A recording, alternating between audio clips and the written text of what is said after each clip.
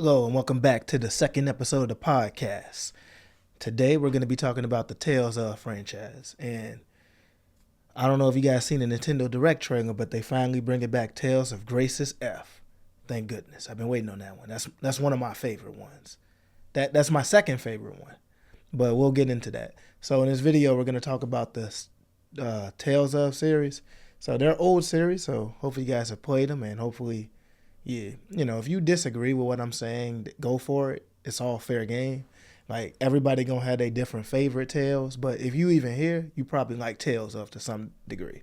So I hope you enjoyed the video, and we just gonna talk about these games and good parts, bad parts, fun parts, cool parts, whatever. So the first game we're gonna talk about, well, we're gonna go into Tales of Graces F, since it's the one that it's the one that I'm hyped for now. So Tales of Graces F. When I first played that game, I thought that game was horrible. I remember not understanding the combat mechanics and everything, and then I actually dropped that game. I think I unlocked all the characters, at least the characters in the story. You know, when you get your main Tales of crew, and then I kind of just stopped playing it because I didn't know how that battle system worked. Then like a year later, I had came back to it, and my brother was playing this game. He's like, "Oh yeah, this is the Tales game. This game is great." So I'm like, "All right, let me get this combat second look." Wait a minute, this combat is good. It just starts off real limited. So the trick with Tales of Graces F, or Graces, even Graces was on the Wii. Let's go back. Graces was on the Wii, and then they made Tales of Graces F on the PlayStation 3. That's the one I played. I never played that Wii Joker, but anyway, this game, the combat system had like this CC system where like you can move and act until you run out of your CC gauge. Then you got to fall back. You got to start doing the defensive mechanics like stepping, and you got to like dodge and block and everything. So basically you couldn't just keep attacking enemies. And I just couldn't wrap my brain around that for some reason. I'm like, but I can't keep attacking them. What's going on here? But what you realize is by expanding on these characters and their abilities and everything, by sidestepping at the right time and everything, you get more CC. So then you started coming in there, doing your attacks and hopping in there out, and it was a fun game, man. This game was real engaging and fun. Like, every time you got into a battle, you're like, all right, I'm about to turn up on these enemies. I'm about to do the most on them, and it was great. But also the characters were pretty good here. Like your main character, what's his name? Asbel. That was his name. Asbel Lunt. So this game is interesting. They start you off as kids. So you start off as kids, and then you go through their story a little bit, which, just for fair warning, I think that was mandatory too. I don't know in this remake if they're going to make it skippable. But on your first time, they make you play through the kids' story arc, and you can't skip it. You can skip it on the second playthrough, but not on that first. So I don't know if people gonna quit the game right there when they realize there's some kids and they got attacks like Ta and Wa and Ta Da. So that's kind of funny. But then the story time skips you, and then you're the main characters. You got people like Asbel, who's probably one of the most boring main protagonists in all of Tales, to be honest. He might be the worst one, to be honest. He might be the worst protagonist, which is hilarious because Tales have some pretty bad protagonists. But I mean, they have some pretty good protagonists. This one's just not so great. Like, not Lloyd. What's his name? Asbel Lunt, probably the worst Tales of protagonist. I said it. But then you got other characters in there. You got Xillia, pretty generic too, almost as bad as Asbel. You got Hubert. Oh, Hubert's funny. Hubert is like the most pessimistic character ever. And if you play the game and you see his story, you'll see why he is. So he's hilarious. Anytime he's on screen, he's great. Captain Malik is on there. Captain Malik is like the old man type character. Because in these Tales games, they always bring an old man type character. He's your old man type character, and he is kind of funny. A lot of stuff with him don't make sense until they explain it, but he's kind of funny. You got Pascal, where she's supposed to be what do they call her, a Martian, and she's like this scientist inventor stuff, but she's like odd the whole time. So the whole time she out here just flipping out and tripping, and it's kind of funny actually. So that character is just tripping the whole time, but she be building all their things and everything, and she be doing good work. And who else we got? Oh, we got Sophie. So Sophie is the little robot girl. So these games also give you these little girls, and I always think that's kind of annoying in these type of games. But hey, Japan has a formula. They give you an old character and they give you a young character, and I don't know why they do it like that, but that's how they roll. But those are your 6 characters, and they they're not that great by themselves, but they mesh well, really funny. And the skits is when they stepped up their game on the skits in this game. When they made the skits in this game, they gave them full portrait models and they made them funny. And their voice, thank goodness. So those skits were really good too. So they were doing their thing in Graces. The story, now the story and the plot, oh man, the story and the plot hit the fan. Like I don't know what was going on with the story and the plot. This has the best character interactions almost, but that story and that plot was not good, man. It was anything was happening. That story takes some twists and turns that you be thinking like they shouldn't even been here, but it's a good experience. And then they round it off. They give you like an epilogue, an F version. So the difference between Graces F and Graces is that Graces F gave you the epilogue, which was the lineage and legends. That fixed a lot of the story issues, and it caused a lot of story issues too. And it gave you time for certain characters to like get along with other characters, so you get to develop their relationships with each other. So the Lineage and Legends was great. There's word on the street is that this game might be adding their own extra epilogue, which will be good if they do that. Hopefully it'll be good. We'll see. And they're gonna put a whole bunch of quality life changes and everything. So I ain't really spoiled things too much. I just told you about the characters and how like the personalities. All right, we ain't gonna go into the plot or anything. Play the game for yourself. You'll like this game. Be patient with it. Get past that child arc though, because most people gonna stop it there. And if the combat is hard, look up guides. Figure out how to do that combat. I don't know if there are guides though. People wasn't making content on this game, because I remember looking up stuff for this game. I'm like, man, this game is great. I'm looking up YouTube and I'm like, man, ain't no reviews on it. Man, it'd be like IGN and 2 other people, and I'm like, man, nobody talk about this game. So it's gonna be talked about now. So it's a good game. You'll like it. Let's move on. Let me check my list and see what Tales of games I'm talking about now. All right. So now we're gonna move on to Tales of Xillia. So now Tales of Xillia, I think this game in a lot of ways kind of saved the Tales of franchise. And most of these JRPGs, there's a game that made the franchise famous, and then the franchise would die, and there's a game that kind of revived it and saved it. And this didn't make the franchise famous, but I think Xillia had a hand in saving it, because I remember nobody cared about these Tales of games. They didn't care about them or nothing. And then Xillia came out, and Xillia kind of like, all right, we RPG juggernauts out here. We up here with Final Fantasy. Don't forget about us. We the Tales of series. So then Xillia had came out, and Xillia's graphics wasn't that great. Xillia, their graphics wasn't all that. Now their storytelling was way better than Grace's. So they was doing their thing in the story department, and the characters were pretty good too. It just didn't have the feel and atmosphere of Grace. It felt like a completely different universe altogether, and it was. But this game was great. Some of the things that they did that they were known for in this game was like quality of life things. I think this game had a hand in not just bringing quality of life features to the Tales of franchise. Other JRPG people just started taking these quality of life things. Like this game, they basically had upgradable item shop and everything. So they're like, all right, we got the upgradable item shop. When you couldn't get lost in this game. Like this game made where you have to go very streamlined. And they added the characters are talking while you're not actually like engaging with them. And those are things we've been seeing in almost every JRPG since, except the upgrade in the shop thing. They don't put that all the time. But just not getting lost in this game was great, because every JRPG, oh, you be getting lost in them. Like if you played any old JRPG, I know I sound like I'm crazy, but I think a lot of y'all that play these JRPGs can attest to this one thing. You be in that game and you be getting lost. You don't be knowing where to go. You be trying to figure it out, and then we be looking at it like, oh yeah, man, this is great game design that we trying to figure out where to go. Oh no, I can't give it to them that they just was too lazy to tell us where we were gonna go in a streamlined way. So this was the game that kind of made that a little bit easier. There was games that attempted that. Even Graces attempted that, but Graces didn't even do it right. Because Graces was like, here, this is where you got to go.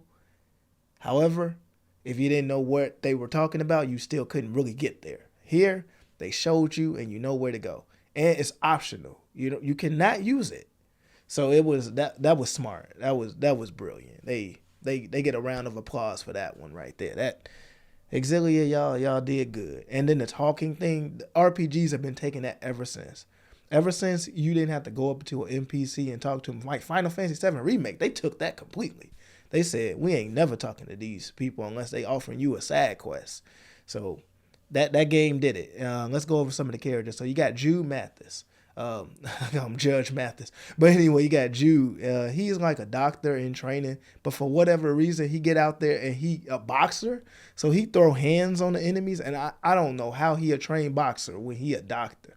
I don't know if that ever got explained. If you remember them explaining why is he trained in hand-to-hand combat, tell me. Put that down below in the comments. Just let me know, because I don't know. Remember the story ever going over that. This sucker was just ready to fight. And I'm like, what kind of medical doctor are you if you beating people down?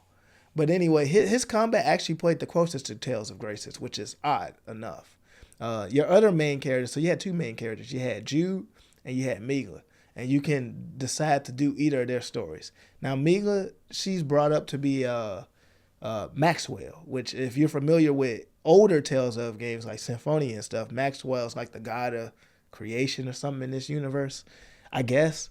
It loosely seems like it connects with Symphonia, which is odd, but I can't really say it does, but it kind of does. It's weird. But she's the main character. She has like ancient wisdom, I guess. So I would almost consider her the old man type character, but I guess not. I don't know. It's weird. She's not, because there is an old man type character up in here. But yeah, she's a pretty good character. So you got those two. Both of those are pretty good main characters. They're a lot of people's favorites. So you can't go wrong with either one of their story modes. They're both very good main characters, way better than Asbel. The other character you got in here is Alvin, who, I mean, he's like your mercenary type character that, the character you can't trust. Like, he out here doing stuff and he might betray you, but he charismatic. You've seen that type of character before. And he do it very well in this game, by the way. I'm not knocking the character. He do it very well. Like, the characters were on point in this game. So then you got Elise, who's the little girl type character, because we got to have him. And she got a puppet with her, and I won't go into the details of that puppet, but that puppet be saying some wild stuff all the time. So she's shy and don't say too much, and her puppet be saying a whole bunch of stuff. And she has magical abilities. Apparently, she has very powerful magical abilities. So that means she's gonna be healing us in this game. So, and you also got who else you got? You got Rowan, an old man type character, and he the old man type character. Now, I think he was rich or something, and he was like known for like creating some good magic or something. I can't remember too much about Rowan, but that's all I remember. He was in the theme song doing something. But yeah, Rowan, I put him off the party immediately. He sucked. He was horrible. Like, in gameplay, Rowan was terrible. He got in there, he was getting beat. So I never used him. Then the last character you got on there is Leia, who is Jude's childhood friend, which I don't know what was happening with the writing with this character, because they said she was Jude's childhood friend, and I really can't place that character. That character kind of reminds me of 1010 from Naruto. Like, it might be a good character, but we don't know enough about that character. Oh, my thumbs up then appeared. Oh, but yeah, it's a weird character. This game was pretty good. It got kind of weird towards the end. It got very weird towards the end. Very confusing, but it was a good ride, and they did explain the stuff, and they had a lot of stuff for you to do and see in this game. The towns looked bogus in this game to me, but they had lore to them and everything, and it was a decent game. So Xillia is a very good game. They're probably going to remake that one next. Like, hey, I called it if they do. They're going to remake that Xillia next, so you're probably going to see that next. After that, now we move on to the sequel. They made Xillia 2. Now, I won't say too much about Xillia 2 because I didn't play it. Now, I watched my brother and sister play it, and they beat it. But as soon as I saw that Jude, they do a time skip, and they give you a new main character. And I saw that Jude had spiky hair. I was like, I ain't doing it. So basically, what happens is now you are this new character named Luger, and he doesn't talk. He's silent protagonist, kind of like that game, The Quiet Man. So he's silent. His whole thing is he in debt. He got to pay down his debt, which is horrible. So you can't progress in this game until you pay down that debt to a certain degree. The credit bureau is on you in this game. It's horrible. The gameplay is great though. You meet up one of the old characters in the cast. You go see them in that chapter, and then you like, oh, I saw Jude in this chapter. All right, next chapter I see Mila. Okay, next chapter I see Alfred. And that's pretty much how this game go. And you got to pay your debt, and you got to beat the enemy. And the enemy that you think is never the enemy in these games is always a super bonus mega enemy that you didn't even expect that comes out of woodworks. In some of them, some of the simpler Tales of game, it is the enemy you expect. But we'll get to that later on. But yeah, Xillia 2 is a sequel. Better combat. Story was odd. Story was very, very odd. Like, I don't know about that story. And I think in New Game Plus, the weird thing about this game is your character is silent, but in New Game Plus, he talks. So I don't know where they were going with that. But anyway, I won't talk too much about Xillia 2 because they might not even give us that. Let me look at the next game on my list. So now we're going to move on to Symphonia. Okay, so you guys know Symphonia by now. Like, everything that has been said about Symphonia has been said. Symphonia is the one that, I guess it made the series mainstream. I guess it did because it appeared on the GameCube. But Symphonia looked like a straight up Nintendo 64 game on the GameCube. I didn't know what was going on.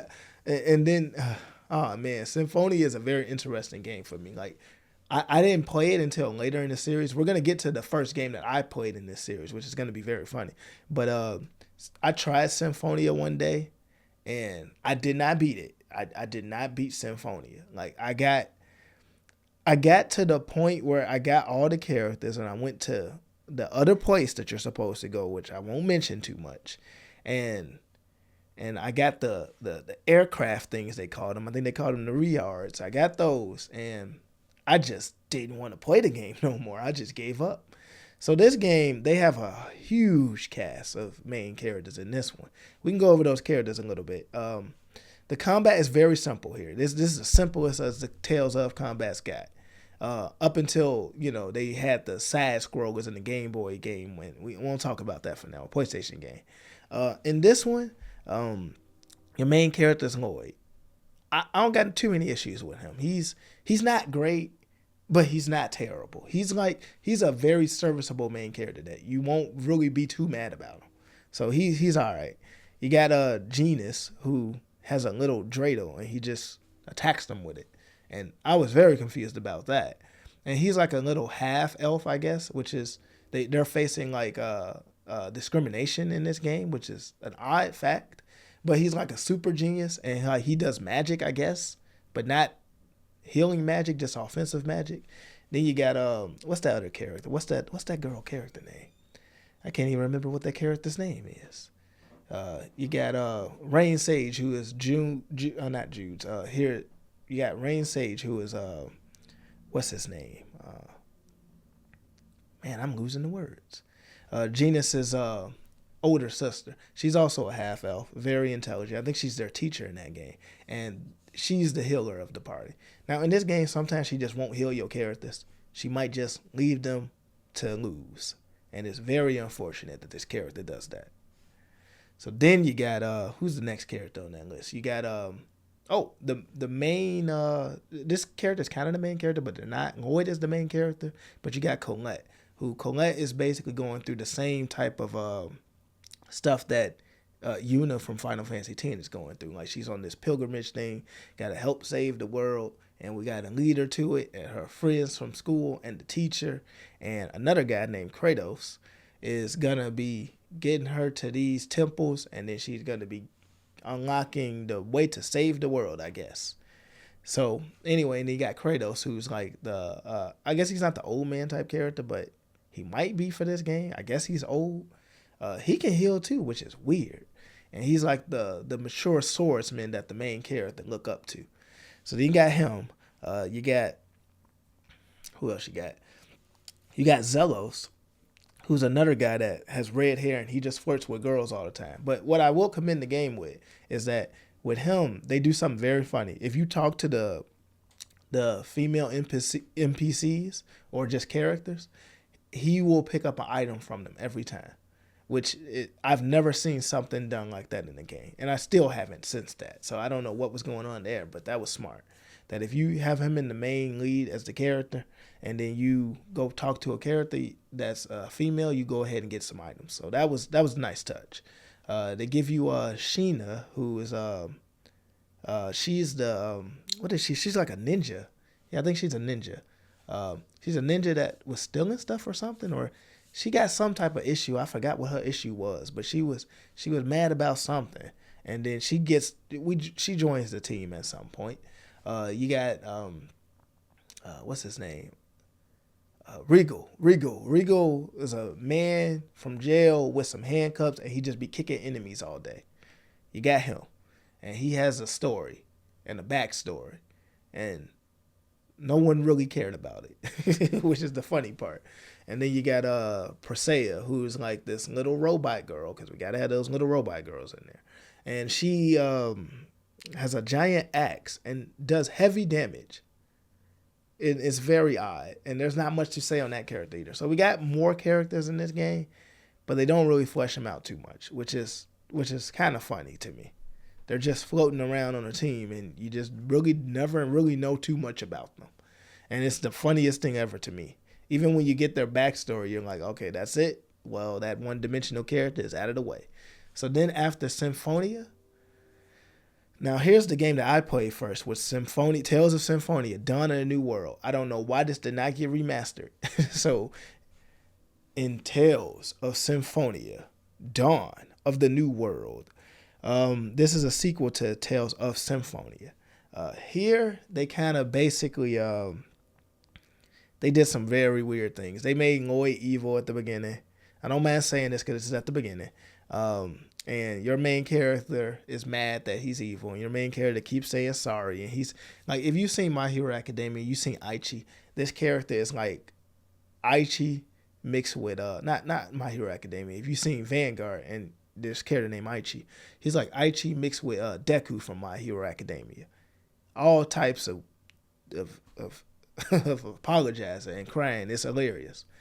But you got him out there. He's your main character, and he gets he's supposed to get powers, and he's supposed to go on a journey, and he meets this girl who's telling him to be a man, and it's the funniest thing ever.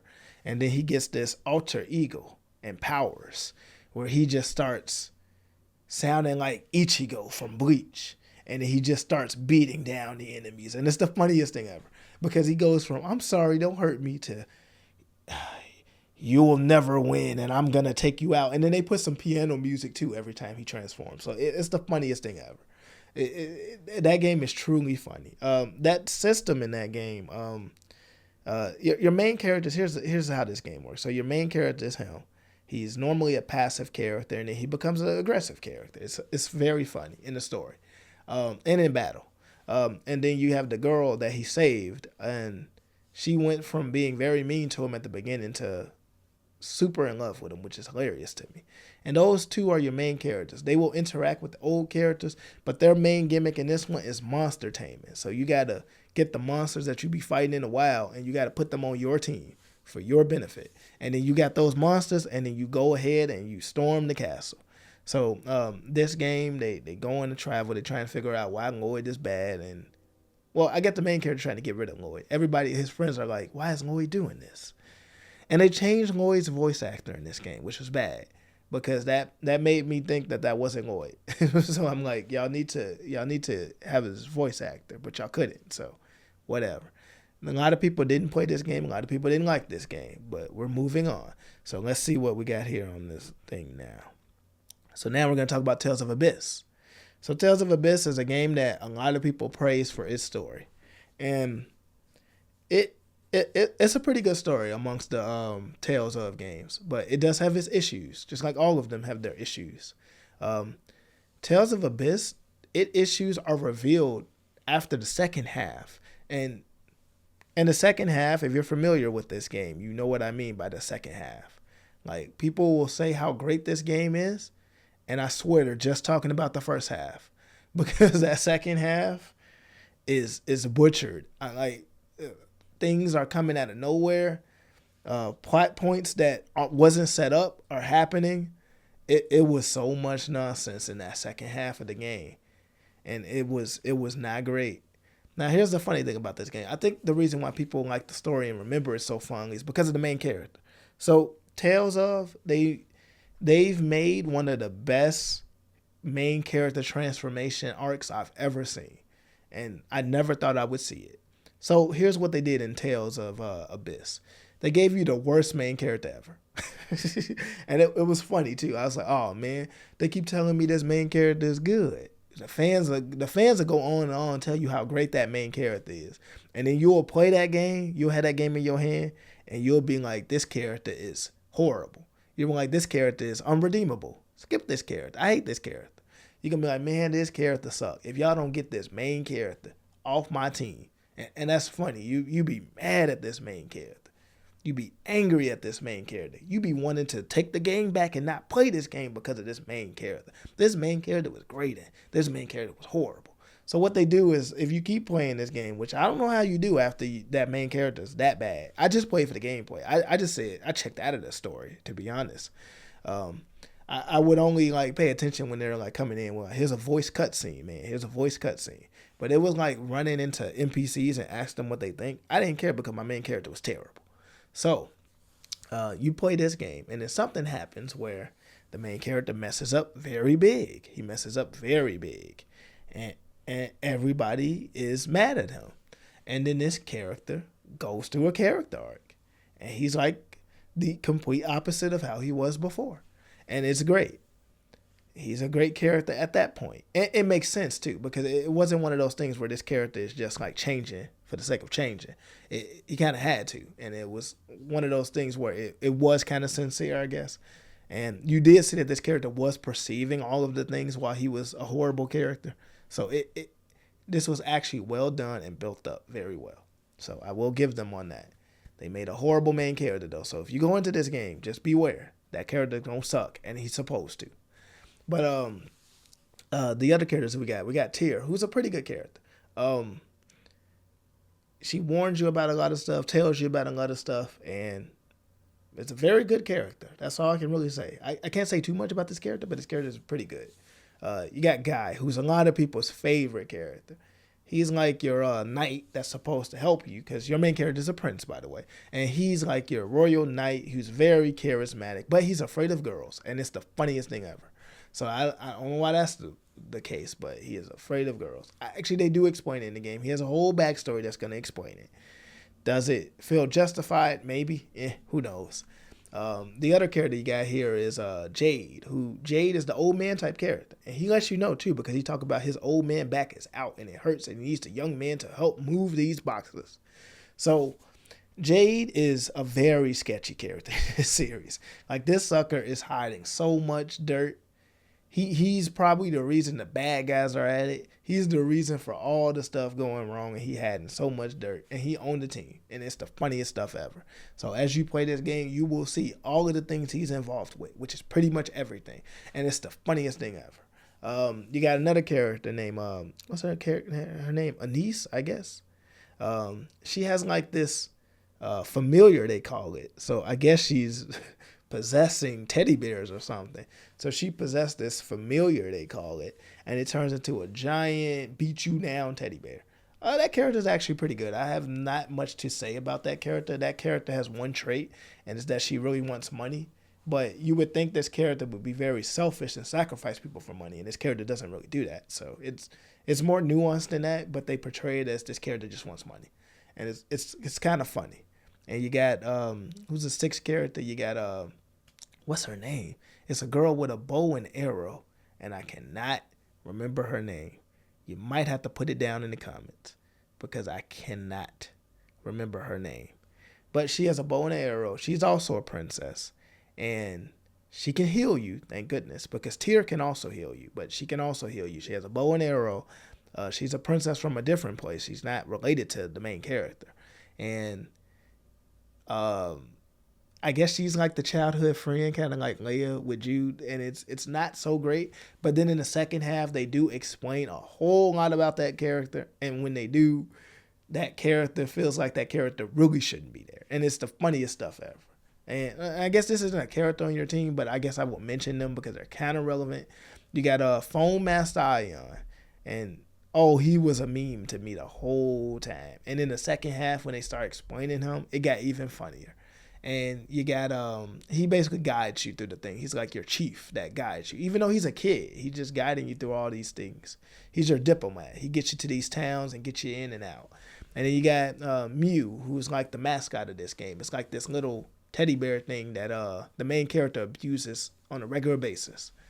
And that's your cast of Abyss. Very good story up into that crazy point and shift. And then a whole bunch of plot points just start hitting the fan. And the writer just gives up. He checks out. He checks out of this story. It's like he was forgetting his own lore. But the first half of this game is really good, despite the fact the main character is really bad. And then the second half is really bad, despite the fact that the main character is really good. And it's like a roller coaster playing this game. It's like you can't have everything you want all at once. You can have it at certain parts, and then people remember those certain parts, and then they tell me that this game was so great, and I never understand it. But anyway, that's just my opinion, though. Maybe you liked it all the way throughout, because it's just... And on the second playthrough, this game is even funnier, because on the second playthrough, you realize that these characters could have prevented a lot of this stuff, and they just made stupid decisions and withheld information from everybody and just let everything hit the fan. And it was the funniest thing ever. So on the second playthrough, you're even more mad because now you're reading into this. You know where this goes. And then you're seeing it being foreshadowed. But it's being foreshadowed with the characters being stupid. And it's the funniest thing. It's just terrible. But anyway, so let's see what the next one we got on the thing is. We got Tales of Hearts R. Okay, this is going to be quick. I didn't beat Tales of Hearts R. I got most of the characters in there, but now this game is weird. When they localized this game, they didn't do a good job because I played Tales of Hearts before. I think it was on the DS or something, but it was like the Japanese version or so, and it was confusing, and not just because I didn't speak Japanese, and the battle system was very similar to Tales of Graces, which I liked, and then when I played this PS Vita version of Tales of Hearts R, the localized version, the dialogue was not voiced. I think there were some different things in the story. It's like the story was just happening completely different. So I was like, wait, what's going on here? And here's the thing. I know this is in English now versus the Japanese version, but I'm telling you, this game was a different game. So I'm looking at it like, wait a minute, this game is different. Even the main character's name was different. Core Meteor. What kind of name was that? But anyway, they just changed so much that it just took me out of it. And then the battle system was not like Graces, which I was looking forward to being like Graces. It was like Tales of Xillia, but with now their link mechanic, which I didn't talk about, but they had a link mechanic in Tales of Xillia where you could link up with units and do tag team combos on them. Here, they didn't have that. So I was like, man, what is this? Bad Tales of Xillia?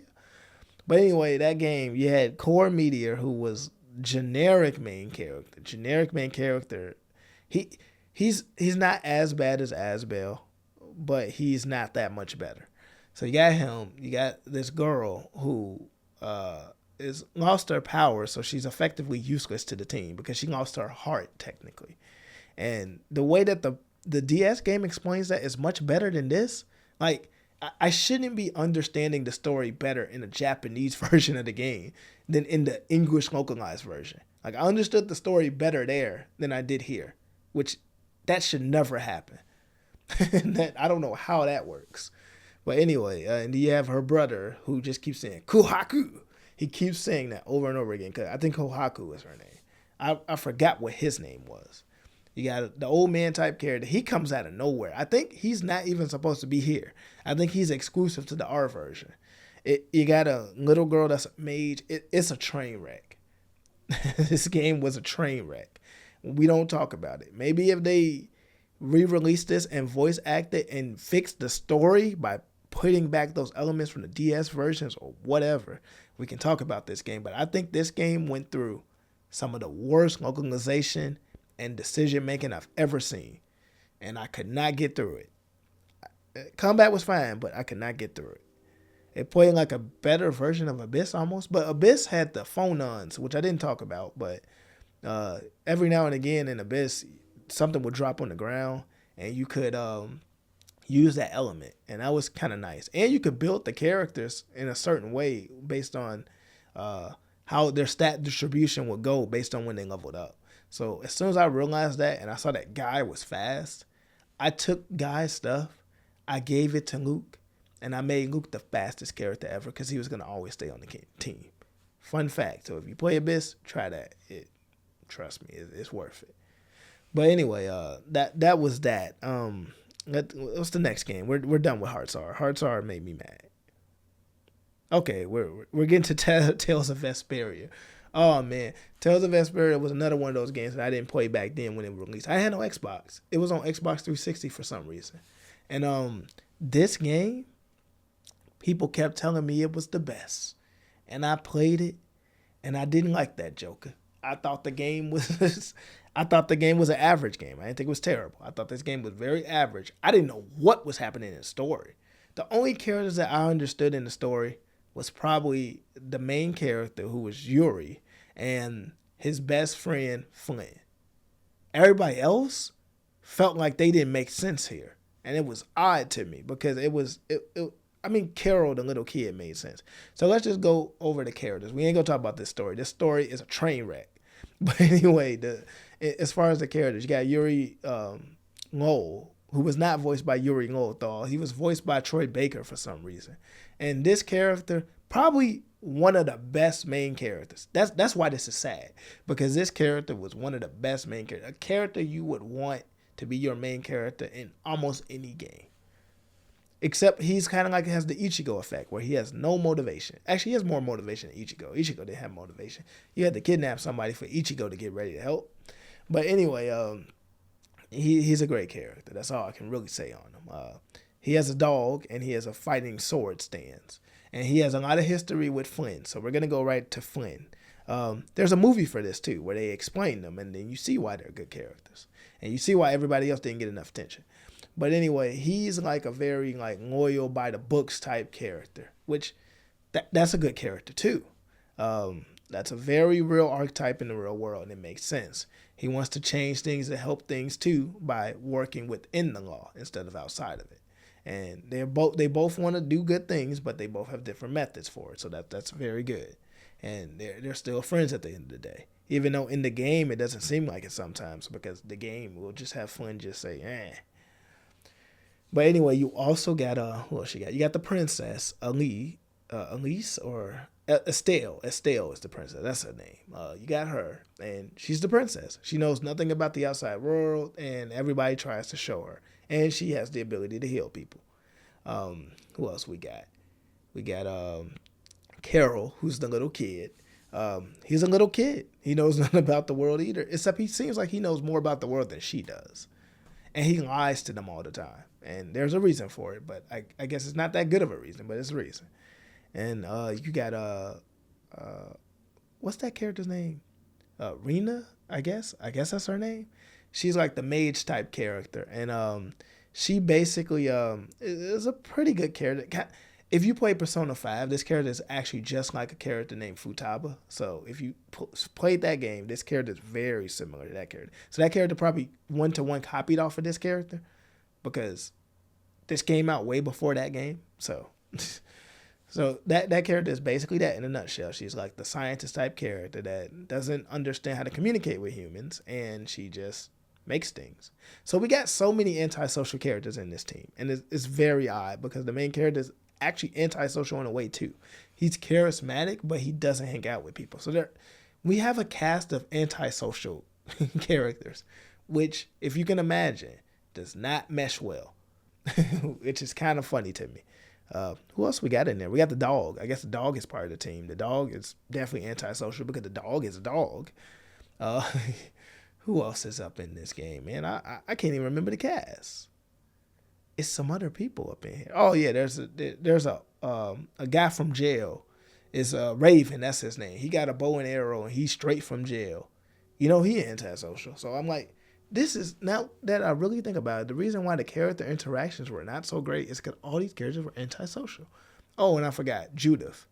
Judith is like a half elf character, kind of like how we had those in Symphonia. So Judith is also kind of antisocial. So it's one of those things. Her character is very similar to the main character too. So it's one of those things where we're expecting good interactions from these characters, but realistically, why would we get good interactions from them? Because they are not good with interacting with humans, even though they're humans. So that's a very odd thing, but I guess it's not bad writing if you think about it, that their interactions are bad. Because those characters, based on how they are and how they were brought up, they are not good at interacting with other people. And they're all on the same team. So I guess I can let the character interaction slide. But I can't let that story slide. That story is a train wreck.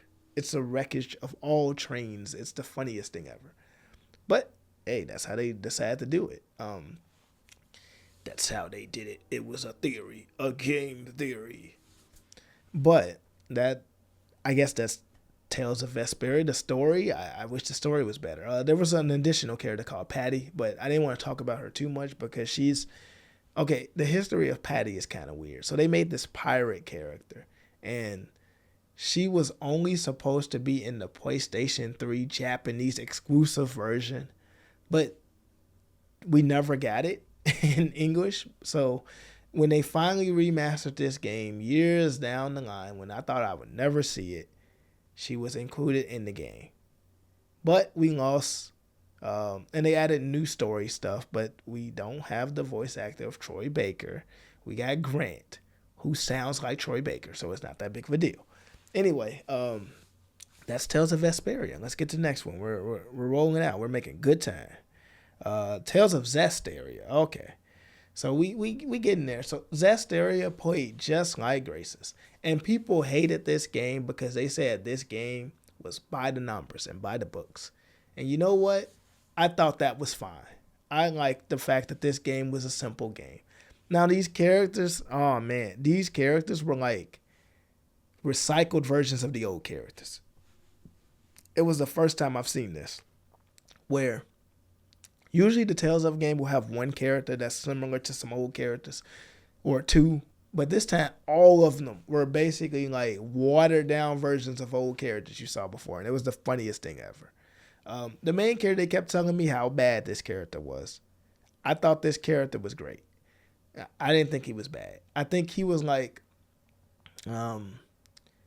he was a very good character because they made him the main character. They made him hopeful, happy-go-lucky. But he was also very intelligent. But he wasn't overbearing with his intelligence. So he's actually a very good character. It's just the plot makes it kind of weird. And a lot of complaints about this character too, who his name is, what was his name? I can't remember his name. He a very good character, but I can't remember his name. I'm going through all these Tales of games and I'm forgetting names out here. What was his name? Saray. That's his name, Saray. His name was Saray. And he was a very good main character.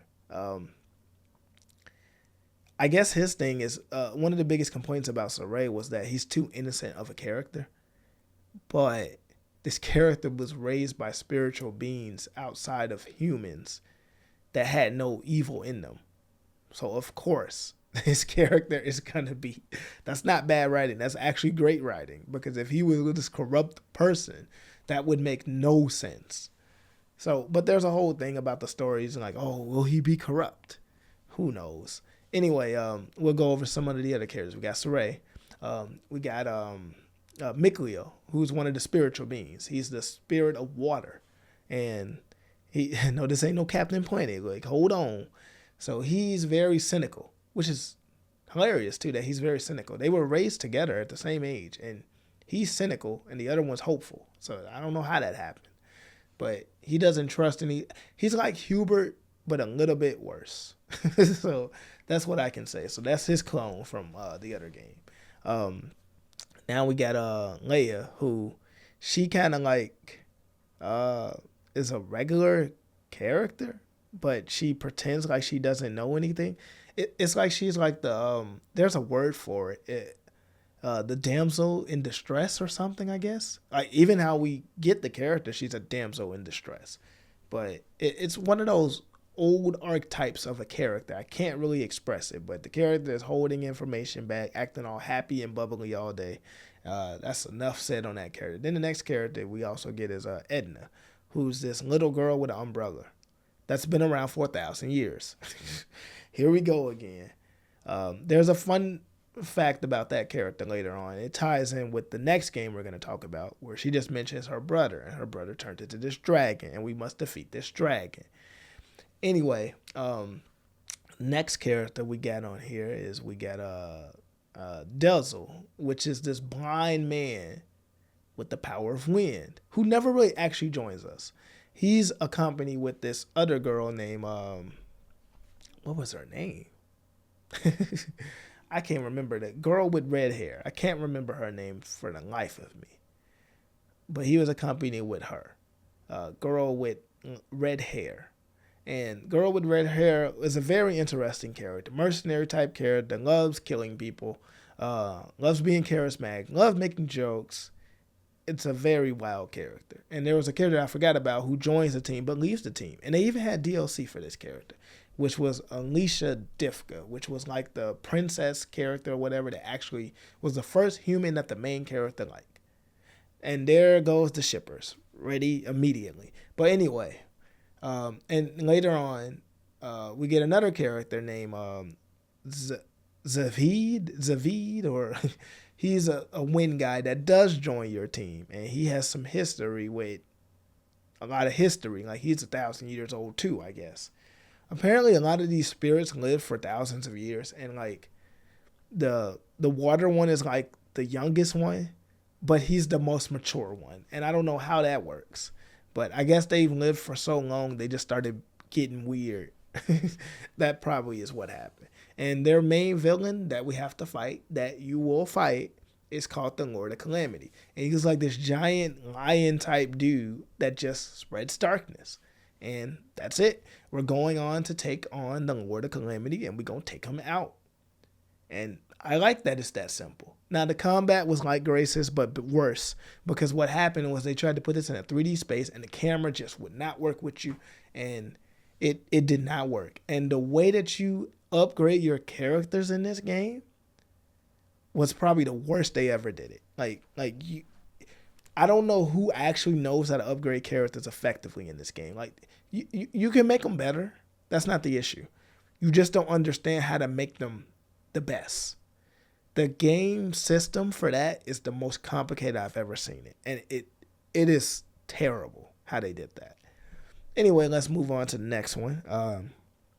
Next game is Tales of Beseria, where in Tales of Beseria, we went back 1,000 years or so, and we made a prequel to Tales of Zesteria, which is a very odd thing. This game is probably my favorite Tales of game. This is the best one to me. Like here, your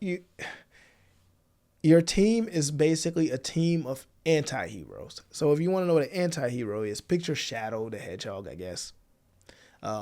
Characters that aren't bad, but they're not good either. And they will help you, but not for your good reasons. And this whole team is pretty much that, except a few exceptions.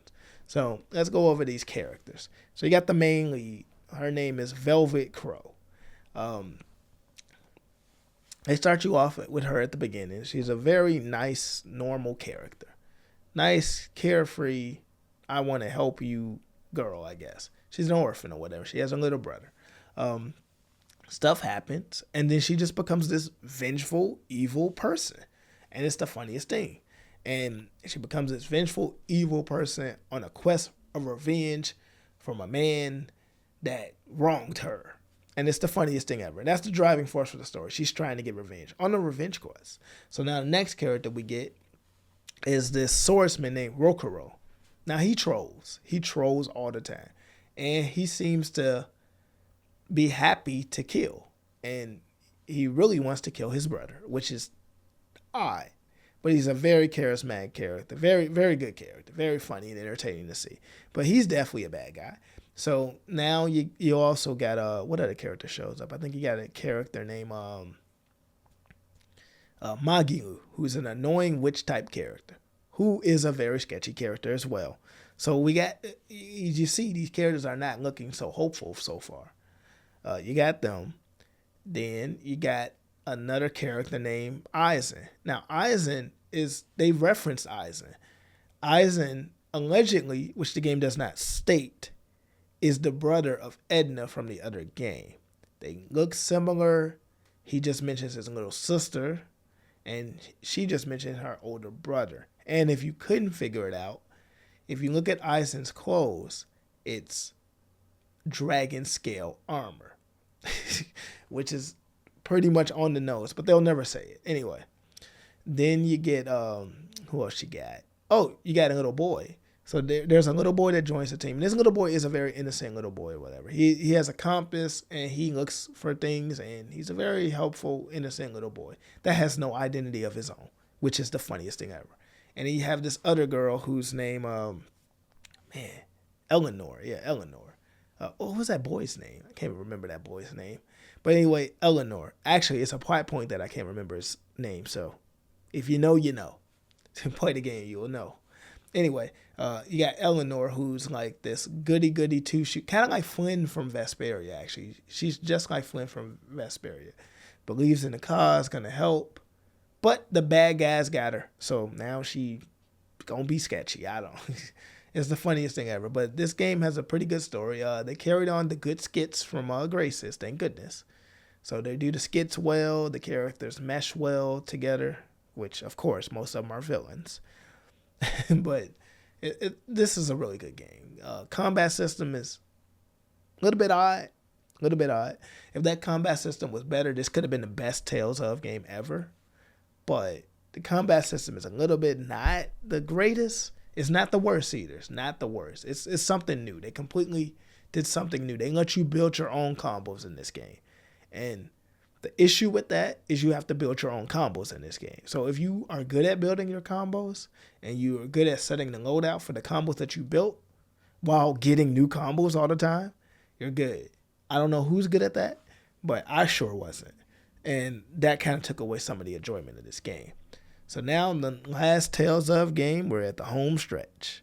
The last Tales of game we got is Tales of Arise. Tales of Arise. So in Tales of Arise was the latest one we got, and I beat that game. I platinumed that game. I did 100% thing. There will be a platinum video coming for that game, and I will be platinum in Graces. Yeah. But anyway, that game, people with a lot of comments that we'll see on that game is that it didn't feel like Tales of. I would disagree. It felt like Tales of. I guess what they probably mean is that a lot of the Tales of pre-established lore wasn't in it. But as far as like writing and characters and everything, it felt like Tales. It just felt like they were in a different setting this time. For the first time, they felt like they were in a different world that wasn't the Tales of world. And I guess it's a good thing. We need to move from it because there's only so much we can do with Maxwell, Undine, and the rest of these creatures. So I wasn't mad about that. The graphics were good for the first time. The Tales of graphics were never really bad, but the only other game that I remember that came out with graphics that were like good for the time that it came out was probably Vesperia. Because most of the time when these Tales games come out, their graphics look like they were made on the previous generation every time. And it's the funniest thing ever. This time this game came out looking great, looking super great. Combat system, I did not like this combat system. I thought this combat system it wasn't good for Tales. It's a good combat system, not for Tales. Not the way the Tales are going to make their villains, not the way you couldn't, for the first time, I didn't even talk about this, but the Tales of games had multiplayer in all the games. And then this was the first time we didn't have it. And I was wondering what's going on. Because if we had multiplayer with how this combat system worked, this game would have been great. But for whatever reason, they said no. Like that would have made that combat system more bearable because I would have just played it with my brother and we would have just took out these enemies and we would have called it a day. But anyway, let's go over the but yeah, those are mechanics. You got these new super moves, which I guess that started a while ago. They were called Mystic Arts, but they've been changing the name of these over and over again. But I'll call them special moves. That's what they are, special moves. Team moves, special moves, whatever. But yeah, we didn't even talk about the art system. But yeah, they call them Mystic Arts in these games. Yeah. Man, I'm getting tired. Anyway, let's talk about the last of the characters here. So we got what's his name? We got what's that main character's name? Alphen. Yeah, Alphen. So Alphen is he's an okay character. Ain't nothing too much wrong with him. The funny thing is, you would think that this character would be a goody two shoes character too, but he gets angry every now and again, which thank goodness. But he is not much I can say about Alphen still though. His power set is to not feel pain for some reason, which they will explain it in the story, but it takes a long time to explain it. But he can't feel pain. That's it. Alphen can't feel pain. Pain. So now you got the next character who we got Princess Girl. What's her name though? I played this game probably the most recently, and I just can't remember her name. Well, she's a princess type character. She's a princess from another world, apparently. And she has the ability to hurt people with her vines. And these vines are destruction that says if you touch her, you get hurt. Now, obviously, the main character does not get hurt. So, whatever. I guess they have to be shipped together because, like, realistically, what else is... I don't know.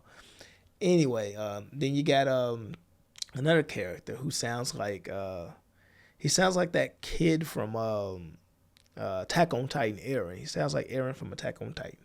So it's a boxing kid, Law. That's his name. So Law, he got daddy issues. That's all I got to say. And anyway, he's this hyperactive kid, and they have to mature him up and grow him up over the story.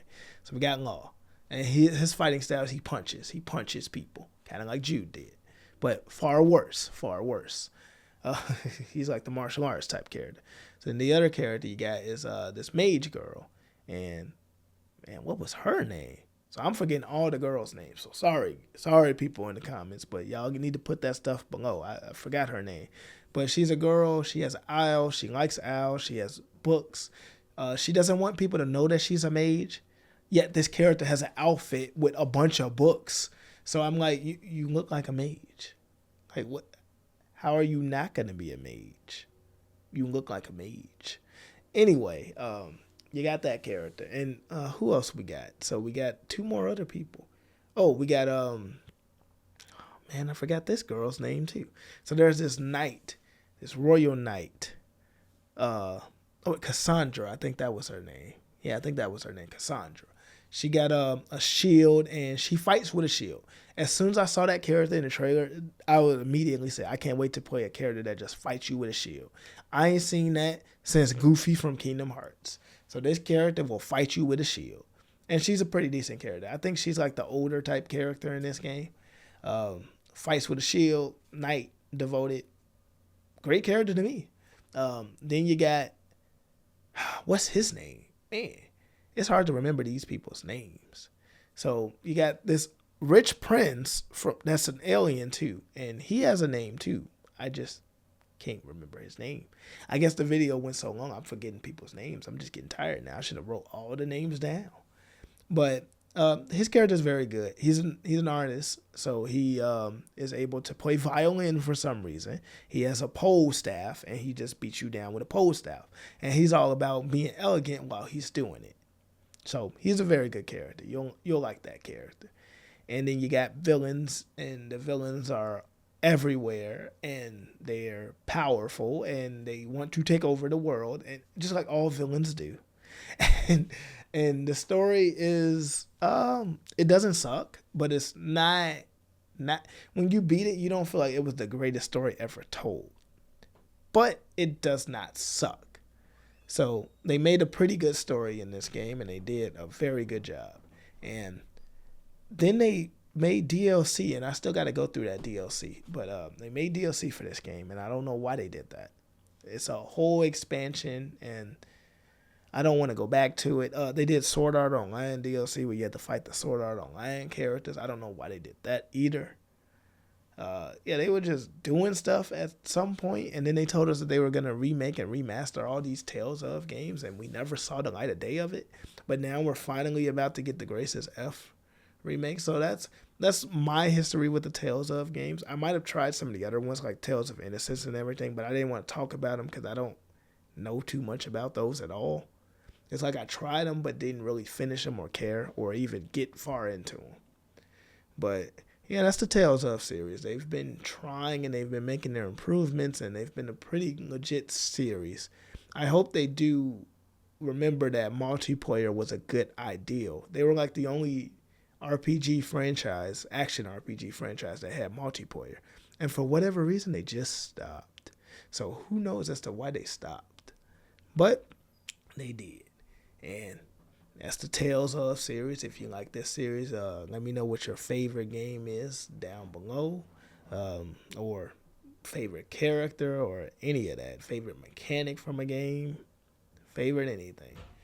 Like the video if you enjoyed it. I'll be out here for another episode of just talking about all the video game series I like and everything. That's what this podcast is for, to just chill out and talk about some games. Anyway, I'm out, Landman, and I'm out. Stay well, and see ya.